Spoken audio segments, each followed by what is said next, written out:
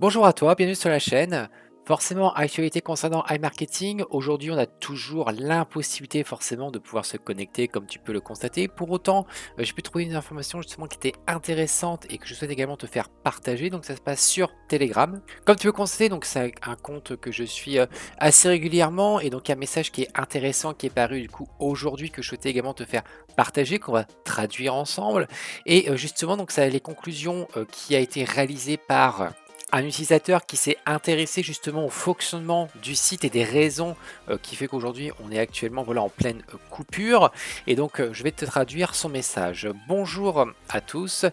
Quelques conclusions sur le suivi des travaux techniques sur AIA et également INB. Je vais tout de suite faire une réserve. Ce n'est que mon avis. Donc forcément ce qui va être demandé de voir et ce qui rend voilà, disponible la suite de ce contenu ne l'engage que lui. Pour autant, je trouve que le raisonnement est quand même assez intéressant et je souhaitais te le partager. Donc j'ai vérifié le code du site avant qu'il soit fermé. Il y a eu un téléchargement qui était réalisé en date du 27 septembre. Puis le site a été désactivé car voilà, des travaux sont actuellement en cours.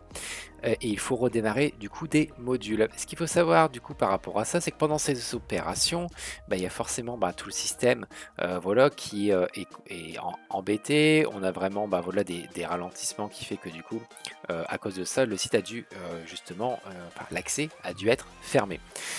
Pour autant, et à en juger par le changement de code, apparemment, donc iMarketing, donc c'est ce qu'il explique, sont en train de passer justement donc au Web 3, donc comme tu sais le Web 3 donc c'est la décentralisation qui permettra du coup à la permission sur le site iMarketing de s'éloigner tout ce qui peut être blocage à l'avenir, donc forcément donc c'est la conclusion que justement cet utilisateur a pu générer.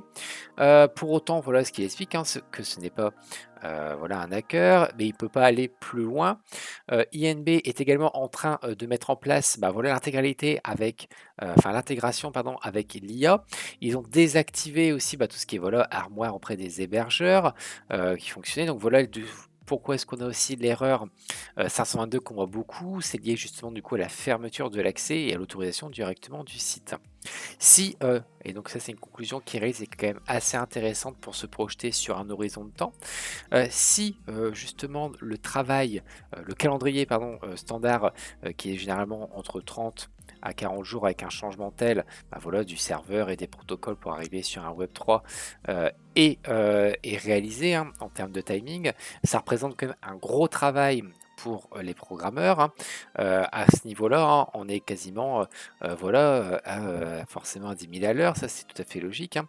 Et forcément, il y a énormément de travail pour tout ce qui est voilà, gestion au niveau des portefeuilles de tout le monde et qui doivent surveiller forcément de près, qui aussi justifier et qui peut voilà, justifier tout à fait par rapport à tout ce qui peut être notamment voilà, tout ce qui peut être salaire, tout ce qui peut être rémunération, tout ce qui peut être également serveur. Donc forcément, c'est un gros investissement aussi en termes de volume de temps par iMarketing, mais aussi en coût, parce que c'est vrai que ça représente un coût qui est pas anodin. Si tout le monde se lance, seul forcément le moment qui peut être gênant pour certains, ça va être voilà, les retraits vers les cartes bancaires. En effet, ils ne seront pas lancés à temps et seuls les portefeuilles crypto pourront justement fonctionner correctement.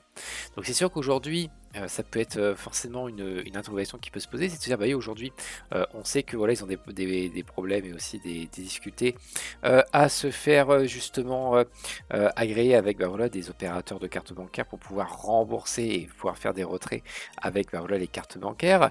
Et c'est vrai qu'aujourd'hui, pourquoi pas tout passer en Web3 et passer par le monde de la crypto pour pouvoir avoir des paiements en intégralité. Alors tu vas me dire, bah oui, mais avant on pouvait également faire des retraits en crypto, oui, mais est-ce que justement, peut-être aussi pour limiter les coûts, parce que ça représente un coût important, est-ce qu'ils voilà, ils développent pas aussi leur propre système pour gagner davantage en efficacité et en termes de temps. Donc c'est sûr que voilà, dans tous les cas, c'est que voilà, des suppositions, des conclusions, et même c'est ce qu'il voilà, il avertit, que c'est justement sa conclusion et qu'on devra attendre et attendre aussi que le site refonctionne. Pour autant, je tenais aussi à te le faire partager parce que je trouvais que le raisonnement était quand même assez intéressant et assez curieux. C'est de se dire, bah oui, s'il y a des changements de code juste avant la fermeture du site, bah, c'est forcément pour travailler dessus, sinon il n'y aurait pas eu de raison.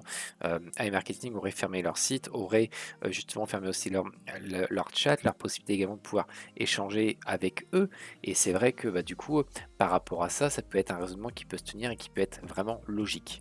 Dans tous les cas, ce qu'on peut espérer, hein, c'est que forcément, derrière les programmeurs travaillent activement dessus, essaient de résoudre, bah, voilà les problèmes et essaient vraiment d'avancer encore davantage avec iMarketing.